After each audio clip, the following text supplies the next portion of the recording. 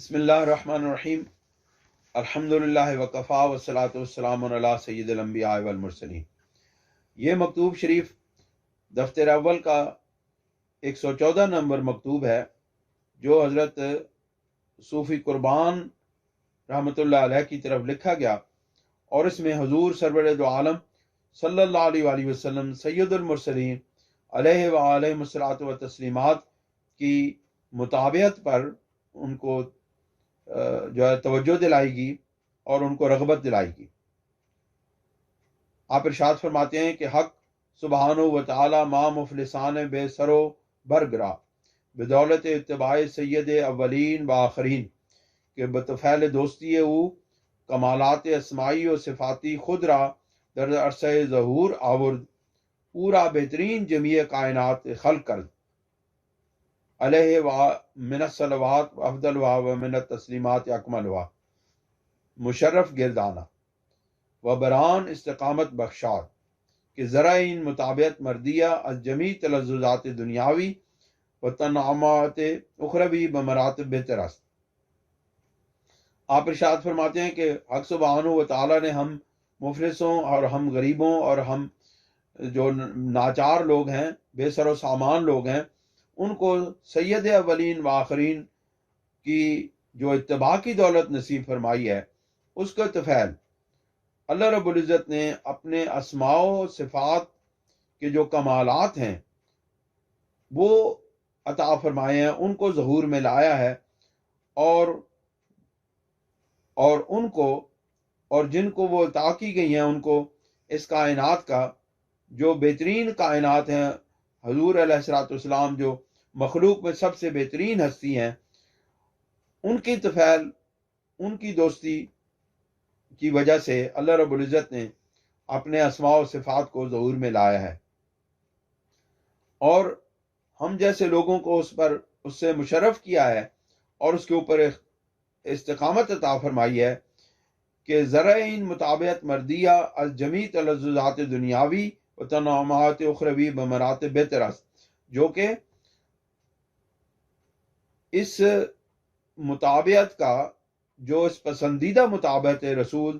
صلی اللہ علیہ وسلم ہے، اس کا ایک ذرہ تمام دنیا کی لذتوں اور انعامات اور نعمتوں سے، اور دنیا کی نعمتوں سے اور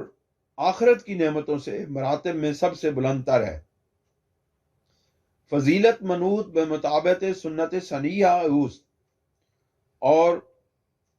جو فضیلت حاصل ہے وہ حضور سرور دو عالم صلی اللہ علیہ وآلہ وسلم کی سنت کی مطابعت کے ساتھ وابستہ ہے، یعنی سنت کے جو مطابعت ہے، رسول اللہ صلی اللہ علیہ وسلم کی سنت کی جو مطابعت ہے، اس کے ساتھ میں یہ فضیلت منسوب ہے یا تعلق رکھتی ہے۔ وہ مزید مربوط بیتیان شریعت علیہ الصلاۃ والسلام والتحیہ، اور جو بزرگی کا جو مقام اور مرتبہ ہے وہ بھی حضور نبی کریم علیہ الصلاۃ والسلام کی شریعت کی کامل اتباع کے ساتھ وابستہ ہے۔ مثلا خواب نیم روزی کے از روی این مطابعت واقع شود از کروڑ احیاء لیالی کے نہ از مطابعت است اولا افضل است، کہ حضور سرور دو عالم صلی اللہ علیہ وسلم کی مطابعت کے اندر، آپ کی اتباع کے اندر، آپ کی پیروی کے اندر اگر کوئی شخص دن کے وقت قیلولہ کرتا ہے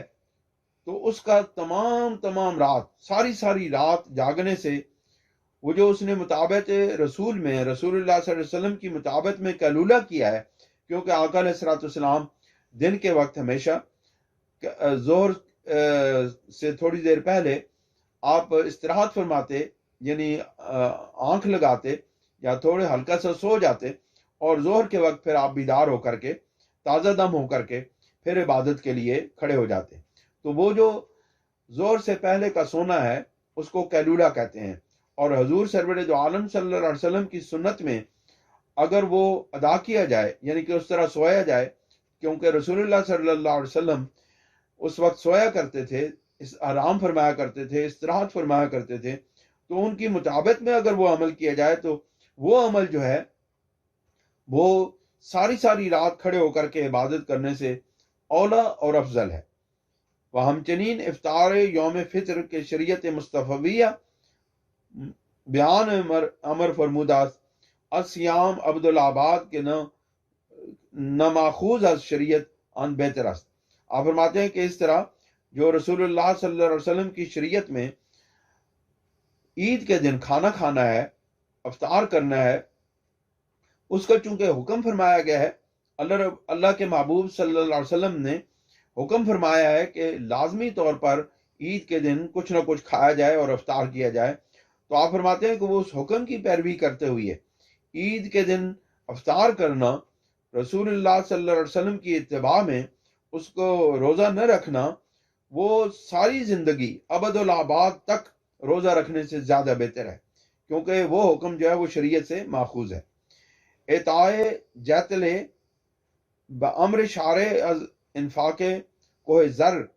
کے از نزد خود باشد فاضل ترست۔ اور اسی طرح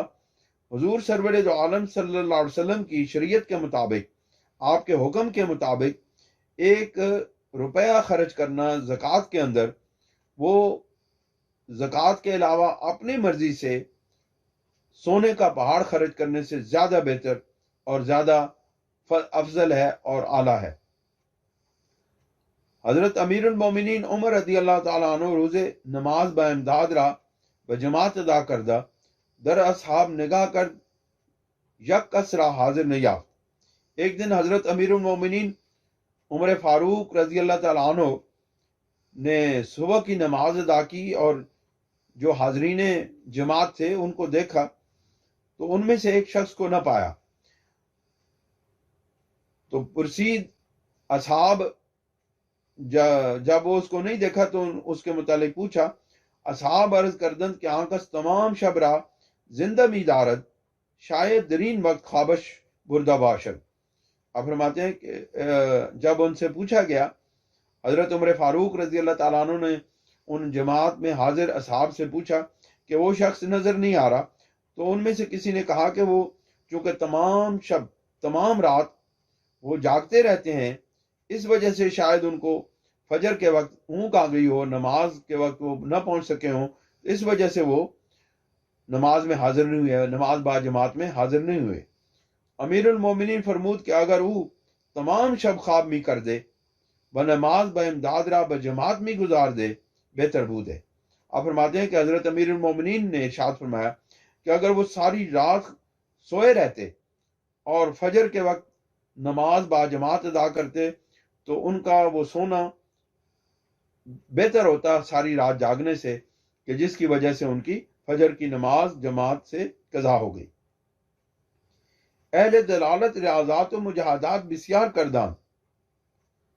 جو گمراہ لوگ ہیں یہود و ہنود، انہوں نے بہت سے ریاضت اور مجاہدے کر رکھے ہیں اور وہ کرتے ہیں۔ اما چون موافق شریعت سنستن بے اعتبار خواند و خوارن۔ آپ فرماتے ہیں کہ چونکہ ان کی اتنی ریاضتیں مجاہدے کرنے کے باوجود، چونکہ وہ شریعت کے مطابق نہیں ہیں اور وہ شریعت کا کوئی حصہ نہیں رکھتے، اس لیے وہ ذلیل و خوار ہیں، اور ان مجاہدات کا، ان ریاضتوں کا اور ان عبادتوں کا کوئی اعتبار نہیں کیا جا سکتا۔ اگر اجر بران اعمال شاقہ مترتب میشود ہم مقصور باز منافع دنیاوی است۔ آپ فرماتے اگر ان کے اعمال اتنی محنت شاقہ، شدید محنت کے اوپر اگر کوئی ان کا کوئی اجر یا ان کا کوئی نتیجہ مرتب ہوتا ہے تو صرف دنیا کے فوائد چند حاصل ہو جاتے ہیں، آخرت سے ان کا تمام کوئی تعلق نہیں ہوتا۔ باز منافع دنیاوی است تمام دنیا چیز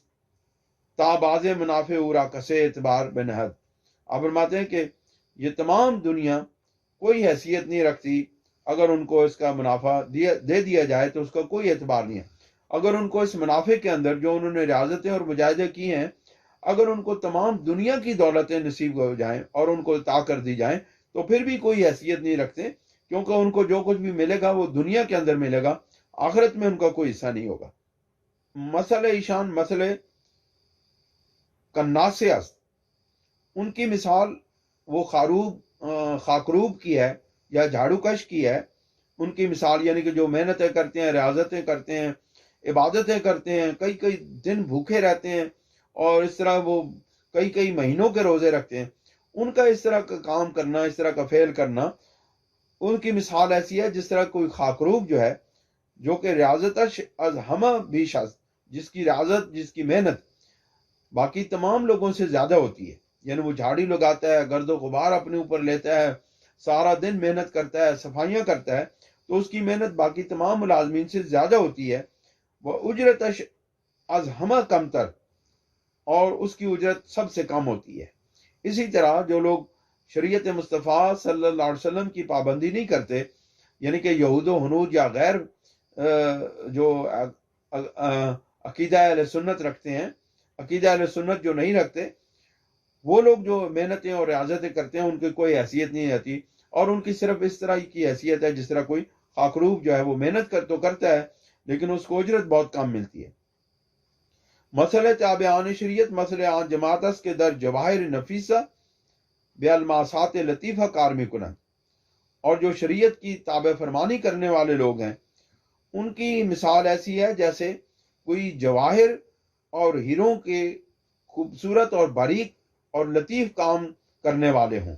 ان کی مثال ہے۔ عمل اینان در نہایت قلت است، اگرچہ ان کا عمل بہت کم ہوتا ہے، یعنی وہ بڑی تھوڑی محنت کرتے ہیں، واجر ایشان در غایت رفت، اور ان کا جبکہ ان کا اجر جو ہے، یعنی وہ ہیرا تھوڑے سے وقت میں یا وہ موتی تراش لیتے ہیں، اس کو بنا لیتے ہیں، تو اگر وہ تھوڑا سا وقت لگاتے ہیں، ان کو اتنا زیادہ وقت نہیں لگتا، لیکن چونکہ ان کا کام بہت نفیس ہے، بہت خوبصورت کام ہے، بہت لطیف کام ہے، اس لیے ان کو اجر بھی بہت زیادہ ملتا ہے۔ پھر آپ فرماتے ہیں عمل یک سات تواند بود کے باجر 100,000 برابر بود، کہ یہ جو لوگ ہیں، یہ جو اہل اللہ لوگ ہیں، جو درست عقیدہ رکھنے والے لوگ ہیں، جو اہل سنت و جماعت کا عقیدہ رکھنے والے لوگ ہیں، ان کی ایک ساتھ کا عمل 100,000 سال یعنی لاکھوں سال کے اجر کے برابر ہے۔ سر آنس عمل کے بموافقت شریعت واقع مشور، اس عمل کا جو راز ہے، یعنی اس اجر کا جو اجر عظیم ملنے والا ہے، اس اجر کے راز کا جو معاملہ ہے وہ اس طرح ہے کہ یہ چونکہ شریعت مصطفیٰ صلی اللہ علیہ وسلم کی موافقت میں واقع ہوتا ہے یہ عمل، اس لیے اس کے ہزاروں لاکھوں گنا زیادہ اجر ملتا ہے دوسرے سے۔ مردی حق سبحانہ و تعالی، اور جو یہ عمل ہوتا ہے جو شریعت کے موافق ہوتا ہے، وہ حق سبحانہ و تعالی کی خوشنودی کا باعث ہوتا ہے اور اس کا پسندیدہ عمل ہے۔ بخلاف آن نامردی او تعالی، اور اس کے خلاف عمل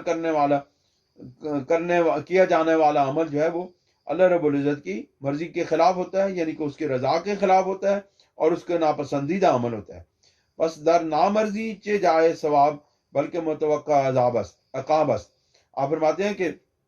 جو کام اللہ رب العزت کی ناپسندیدگی کی اندر کیا جائے، یعنی اللہ رب العزت کی خوشنودی حاصل نہ ہوتی ہو اس کام میں، تو اس میں ثواب کی تو کون سی جگہ ہے، ثواب کو تو کون سا مقام ہے، اس کے اوپر تو عقاب یعنی عذاب کی توقع کی جا سکتی ہے، یعنی عقاب کی توقع ہوتی ہے، نہ کہ ثواب ملتا ہے۔ ان معنی را در عالم مجاز شاہد واضح است، اور یہ معنی جو ہے وہ عالم مجاز کے اندر واضح طور پر ان کو دیکھا جا سکتا ہے، ان کی گواہی موجود ہے۔ باندک التفات بظہور میں آئے، تھوڑی سی اگر کوشش کی جائے تو یہ باتیں ظاہر ہو جاتی ہیں۔ اس کے بعد ایک بیت لکھتے ہیں، یعنی کہ شعر لکھتے ہیں، ہرچے گیرد علتی علت شود، کہ جو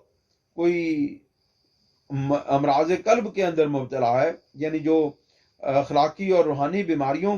کے اندر مبتلا ہے، وہ جو کچھ بھی کرے گا تو اس کی بیماری میں اضافہ ہی ہوگا۔ کفر گیرد کامل ملت شود، اور اگر کوئی کامل جو ہے وہ کفر حاصل کر لے گا تو اس کی ملت میں وہ شمار ہو جائے گا۔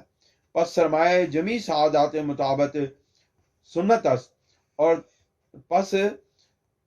تمام سعادتوں